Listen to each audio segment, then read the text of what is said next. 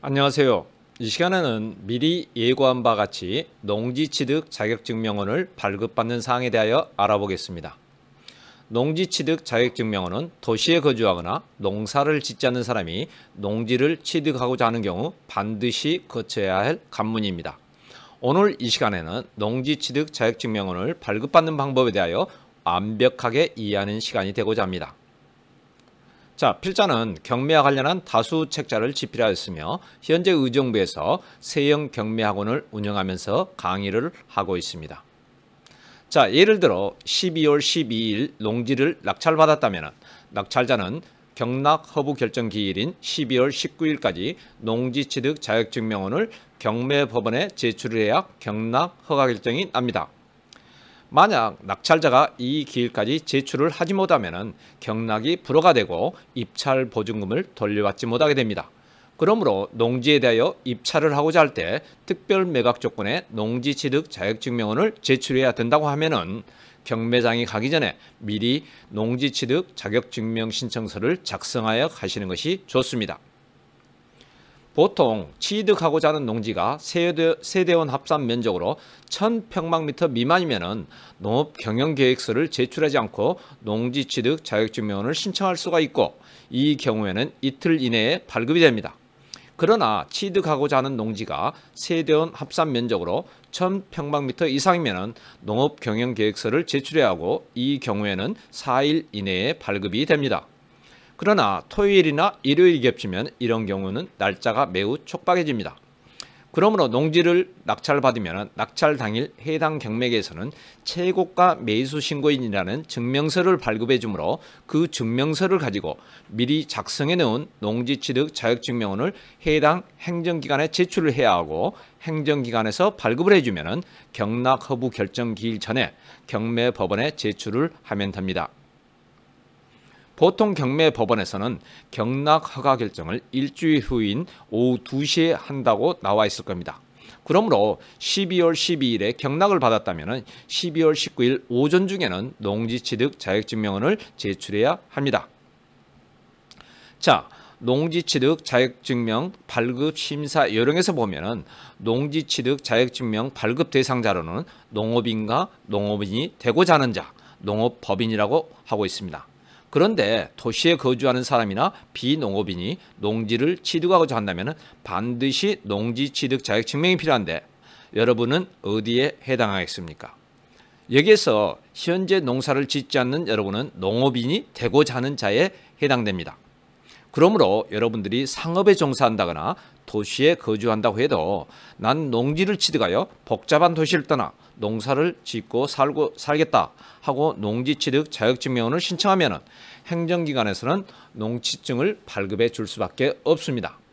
필자가 농취증을 무조건 발급받을 수 있다고 하니까 농취증 신청서를 성의를 갖지 않고 쓴다면 증명은 발급이 안 될 수도 있습니다. 그러므로 서류 작성을 하실 때는 담당 공무원이 이해할 수 있고 또 수긍할 수 있게끔 작성을 해서 가야 합니다. 다시 한번 말씀드리면 농취증은 누구나 발급받을 수 있으나 농취증을 잘 작성해서 가야 한다는 것입니다. 그런데 경매 물건에 따라서는 지목이 전답이지만은 농지로 봐야 하는지 농지가 아닌 것으로 봐야 하는지 판단이 어려운 경우도 있습니다. 또한 경우에 따라서는 농지를 포장을 해서 주차장으로 사용하고 있는 것도 있습니다. 그래서 행정기관에서는 농취증을 발급해 주지 않는 경우도 있습니다. 이런 경우 농취증 발급 심사요령 제9조에서는 미발급 사유를 아래와 같이 구체적으로 기재하도록 하고 있습니다.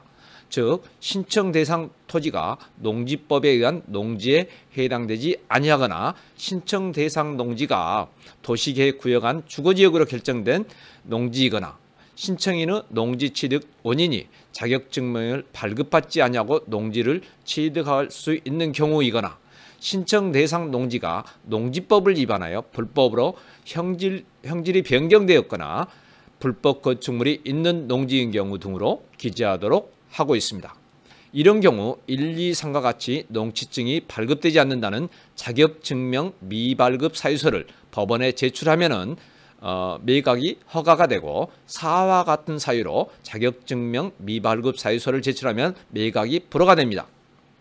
그러나 이와 같이 4번의 경우에도 어떻게 보면 맞지 않습니다.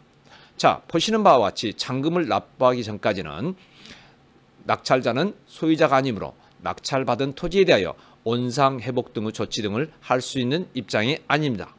이와 관련한 대법원 판례는 없지만 고등법원의 중요한 판례가 있습니다.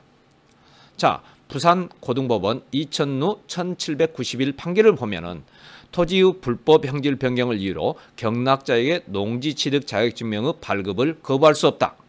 토지를 낙찰받은 경락자는 토지의 소유권을 취득하기 전에는 원상회복 등의 조치를 취할 아무런 권한이 없으므로 낙찰자에게 형질 변경된 부분의 복구를 요구한다는 것은 법률상 불가능한 것을 요구하는 점, 불법적으로 형질 변경된 농지에 대하여 농지 취득 자격증명의 발급을 거부한다면 농지 소유자가 금융기관 등의 담보 제공 후 농지를 불법 전용하여 스스로 원상 복구하지 않는 한 제3자가 이를 경락받지 못하므로 담보물권자는 농지를 환가할 수 없다는 점 등을 참작하면 불법으로 형질 변경된 이 토지에 대하여는 농작물의 재배가 가능한 토지로 원상 복구된 후에 농지 취득 자격증명의 발급이 가능하다는 피고, 즉 농지 취득 자격증명 발급 기간의 처분 사유는 적법한 것이라고 할 수가 없다. 원고들이 이 토지를 취득한 다음 관할관청에서 그 원상 회복을 위한 행정 조치를 취하는 것은 별개의 문제라고 했습니다. 원고들, 즉 낙찰받은 사람이 이 토지를 취득한 다음 관할관청에서 그 원상 회복을 위한 행정조치를 취하는 것은 별개의 문제라고 했으므로 이거는 아주 명쾌한 판결이라 대법원까지 가지도 않은 것 같습니다. 그렇지만은 이러한 어떤 사유로 인하여 농지증을 발급받지 못할 것 같으면 경매법원에 매각기일 변경 신청을 하고 행정기관을 상대로 행정소송을 제기하면 됩니다. 그러면 이에서 본 판례와 같은 사유로 농지증이 발급될 것이므로 농지증을 제출하면 매각이 허가될 것입니다. 자, 농지증과 관련하여 다른 경우를 한번 보기로 하겠습니다. 소유자 갑이 지목이 전인 토지에 건축 허가를 받아 건축 중이었습니다. 물론 이때 갑은 건축을 위하여 농지 전용 허가를 받았을 겁니다. 그러나 이 토지와 건축 중인 건물이 경매가 되어 을이 낙찰을 받았습니다.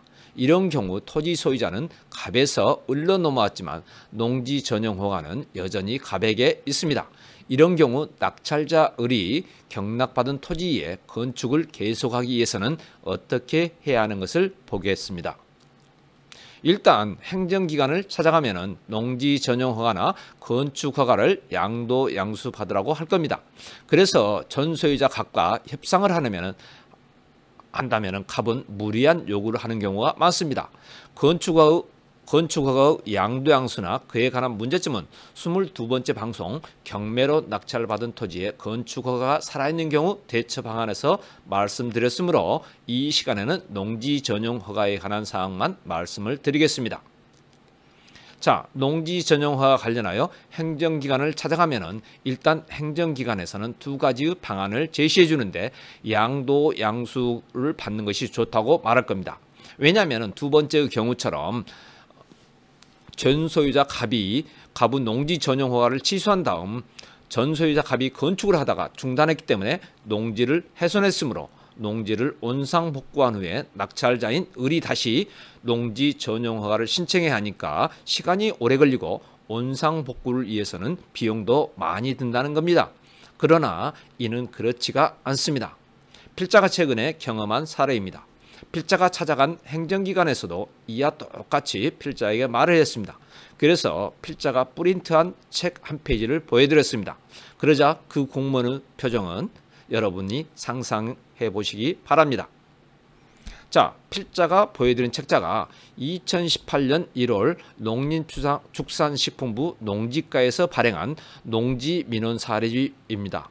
이 사례집을 보면은 전용 목적 사업이 시행 중인 농지를 법원 경매에 의해 취득한 자가 농지 전용 허가를 받을 수 있는지와 관련한 민원 사례입니다. 이와 같은 경우 당초 농지 전용 허가를 취소한 후 농지를 신규로 취득한 자가 허가를 신청하여 허가를 받으면 된다고 하면서 농지 전용 허가를 받아 전용 목적 사업을 시행하는 중 법원의 경매에 의해 소유권이 변경된 경우에는 당초 농지 전용 허가를 받은 자가 해당 농지에 대한 소유권 또는 사용권을 상실한 것으로 보고 허가권자는 당초 농지 전용 허가의 성립 요건인 소유권 또는 사용권을 갖고 있음을 입증하지 못하면 전용 목적 사업 후 계속 추진이 어렵다고 판단하여 농지 전용 허가를 취소하고 당초 허가받은 자에게 농지 보존 부담금을 환급하게 됩니다. 허가 취소 후 해당 농지의 소유권을 갖고 있는 자가 전용 허가를 신청할 수 있으며 이때 허가권자는 당초 허가받은 사항이 취소되어 농지로의 원상복구에 가다한 비용이 소요되는 등 경제적인 측면을 고려할 때 원상회복이 적절치 않다고 판단되는 경우에는 농지로의 원상회복 절차 없이 농지 전용 허가가 가능합니다 라고 했습니다. 그러므로 낙찰자 을은 행정기관의 말처럼 건축을 하기 위해서 훼손된 농지의 원상복구 없이 농지 전용 허가를 받을 수 있다는 겁니다. 그러나 산지 전용 허가는 농지 전용 허가는 달리 이런 내용이 없어서 원상회복 후 다시 산지 전용을 받아야 한다는 점을 참고로 말씀을 드립니다. 산지 전용 허가는 기회가 되면 별도로 말씀을 드리도록 하겠습니다. 참고로 농지 전용 부담금은 공시지가 곱하기 30% 곱하기 농지 면적입니다. 이 경우 공시지가 곱하기 30% 가격이 5만 원이 넘을 경우 5만 원이 상한선입니다. 또한 농업인의 경우 농지 보존 부담금이 면제되는 조건도 있습니다. 자, 이 시간에는 농지 취득 자격증명을 발급하는 것에 대해서 알아보았습니다. 다음 시간에는 현재 경매가 진행 중인 경매 물건을 분석하는 시간을 갖도록 하겠습니다. 자, 이제 방송을 마치기 전에 여러분들이 방송을 원하시는 내용이나 주제 또는 사건 번호를 올려주시면 가능하면 필자가 방송을 해드리겠고, 이렇게 올리시기 전에 구독과 좋아요를 꾹 눌러주시기 바랍니다. 또한 필자가 강의하고 있는 의정부 세영경매학원에 들리실 기회가 된다면 실제 강의를 한번 들어보시는 것도 환영합니다. 자, 이상으로 마치겠습니다. 감사합니다.